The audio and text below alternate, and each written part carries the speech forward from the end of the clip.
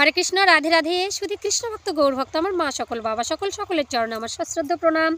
तो आज के आपनादेर सामने जे भिडियोटा निये एसेछि केमन करे देवराज इंद्र अभिशाप प्राप्त हलेन, कि करे माता अहल्या तार लोभेर शिकार हलेन और केमन करेई बा माता अहल्या पाशानी थेके उद्धार हलेन। अहल्या छिलेन ब्रह्मार कन्या, सुंदरभावे ब्रह्मा सृष्टि करेछिलेन अहल्याके। अहल्या माता देखते अपरूपा सुंदरी छिलेन। समस्त देवतारा देखलेई अहल्याके देखे मुग्ध हये जेतेन। तार मध्य एकटी दुराचारी देवता आछे स्वर्गेर राजा इंद्र, तार लोभेर शिकार हयेछिलेन माता अहल्या। जखन अहल्या माता बड़ हलेन गौतमीर काछे ऋषि गौतमीर काछे ब्रह्मादेव रेखे एलेन। सेखानेई যত্ন আত্তি করে ওই গৌতমী ঋষি তাকে লালন পালন করতেন। এবার কিছুদিন পরে গৌতমী ঋষি ধ্যানস্থ হবেন। সেই অহল্যা মাতাকে নিয়ে এসে ব্রহ্মার কাছে অর্পণ করলেন। ব্রহ্মা বলল, গৌতমী যদি তুমি কিছু না মনে করো, তোমাকে এই কন্যা আমি সম্প্রদান করতে চাই। অহল্যা মাতার কিন্তু বয়স কম ছিল আর গৌতমী ঋষি বয়স্ক ছিলেন, কিন্তু তবুও অহল্যা মাতা পিতার বিরুদ্ধে কোনো কথাই বললেন না। বরমাল্য দান করলেন। বিবাহ জীবন শুরু হলো। বিবাহ করে অহল্যাকে নিয়ে গৌতমী ভালোই সুখেই ছিলেন। হঠাৎ একদিন ইন্দ্রদেব মনে করলেন কি করে আমি অহল্যার সতীত্ব হরণ করব। সঙ্গে সঙ্গে কি করেছেন, ওই গৌতমী ঋষির কাছে যান দীক্ষা গ্রহণ করবার জন্য। দীক্ষা শিক্ষা গ্রহণ করলেন, গুরুর আদেশ ভালোই পালন করলেন। তার মন ছিল শুধু অহল্যা মায়ের দিকে। কি করে আমি কোন দিন সুযোগ পাবো, কি করে তার সতীত্ব হরণ করব। এত রূপ যৌবন আমাকে মুগ্ধ করে দিচ্ছে, আমাকে পাগল করে দিচ্ছে, আমি কিছুতেই কাজে মন নিবেশ করতে পারছি না। একদিন কি করেছেন, রাতের বেলা বাবা মায়া বলের দ্বারা ইন্দ্র কি করেছেন, তার বজ্র শক্তির দ্বারা দিন মানে প্রভাত করে দিয়েছেন রাত্রি 12টায়। গৌতমী ঋষি দেখলেন যে প্রভাত হয়ে গেছে, এখন আমাকে প্রাণ গোবিন্দের মঙ্গল আরতি করতে হবে। সঙ্গে সঙ্গে গঙ্গায় গেলেন স্নান করতে। সেই সময়ে গৌতমী ঋষির বেশ ধারণ করে মাতা অহল্যার ঘরে প্রবেশ করলেন।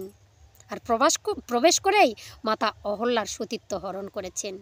গৌতমী ঋষি একটু পরে দেখলেন না, এখন তো চারিদিকে পশু পাখি আওয়াজ করছে না, চারিদিকে কেমন যেন ঝাপসা অন্ধকার লাগছে, শুমশাম লাগছে। তিনি বুঝতে পারলেন কোনো মায়া বলের দ্বারা আমাকে আবদ্ধ করেছে।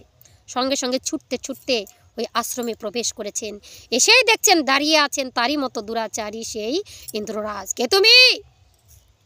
ফিরে এসো তোমার শরীরে। সঙ্গে সঙ্গে দেবরাজ ইন্দ্র নিজের সশরীরে ফিরে এসেছেন। মূর্খ ইন্দ্র, তুমি না আমার সন্তান, তবে তুমি কেন তোমার মায়ের ঘরে? একই তোমার একই ছল চালো না, তোমাকে আমি অভিশাপ প্রাপ্ত করব। তুমি যে নারীর প্রতি, তুমি যে যোনির প্রতি আসক্ত হয়েছ, তা আবার অন্য কারণ নয়, গুরু মাতার তোমাকে অভিশাপ করব। এই মুহূর্তে তোমার সারা শরীরে যোনি প্রাপ্ত হও, সারা শরীরটা যেন যোনিতে পরিণত হয়ে যায়। সঙ্গে সঙ্গে বলাও সারা ইন্দ্রের সারা শরীরটা যোনিতে পরিণত হয়ে গেল। ইন্দ্ররাজ ভাবলো আমি ভুল করেছি।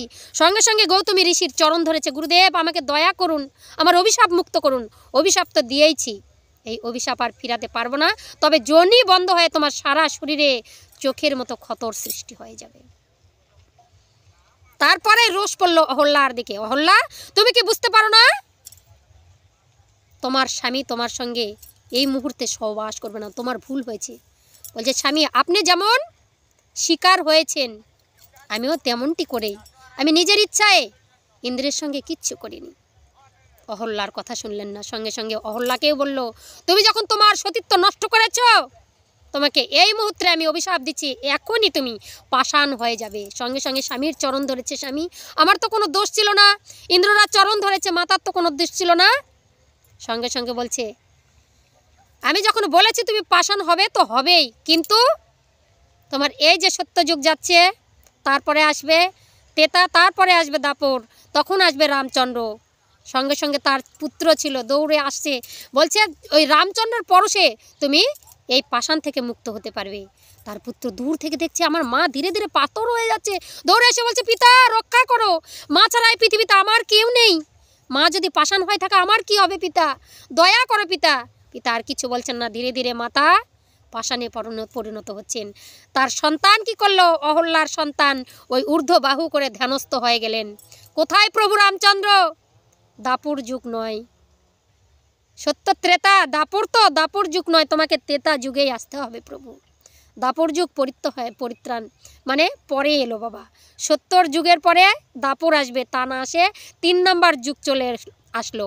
সেই গৌতমীর পুত্র সেই তার ধ্যানের জন্য, ধ্যান আরাধনার জন্য, মাকে উদ্ধার করবার জন্য ধ্যানস্থ হলেন প্রভু রামচন্দ্রের আরাধনা করলেন। স্বয়ং বিষ্ণুদেব আমার রামচন্দ্রের রূপে, অবতার রূপে সেই ত্রেতা যুগ সৃষ্টি করলেন সত্য যুগের পরেই। আর প্রভু রামচন্দ্র আসলেন মিথিলা নগরীটা বিশ্বামিত্র মুনির সঙ্গে ঘুরতে ঘুরতে, অহল্যা যেখানে পাষাণ হয়েছিল সেদিক থেকে কোথায় যাচ্ছিলেন?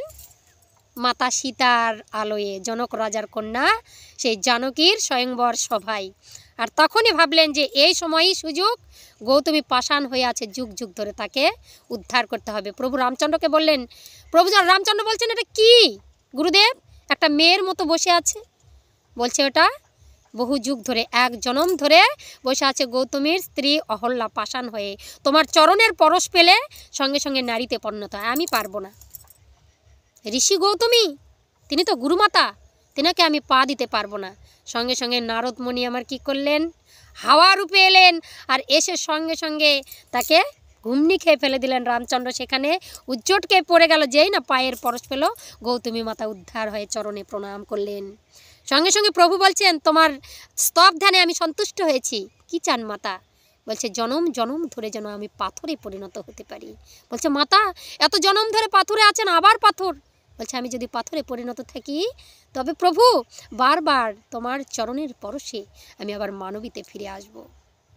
এই মানবকুলে জন্মগ্রহণ করে কোনো লাভ নেই। পাথর হয়ে থাকলে তোমার চরণ পাবো আমি যেন যুগ যুগ ধরে তোমার চরণ পদ্মে থাকতে পারি। জয় নিতাই গৌর সীতানাথ প্রেমানন্দে হরি হরি বল, হরি বল, হরি বল। বলুন বন্ধুরা, যদি আপনাদের ভিডিওটা ভালো লাগে অবশ্যই লাইক, শেয়ার আর কমেন্ট করে চ্যানেলটি সাবস্ক্রাইব করে আমার পাশে থাকবেন। জয় শ্রীকৃষ্ণ, রাধে রাধে।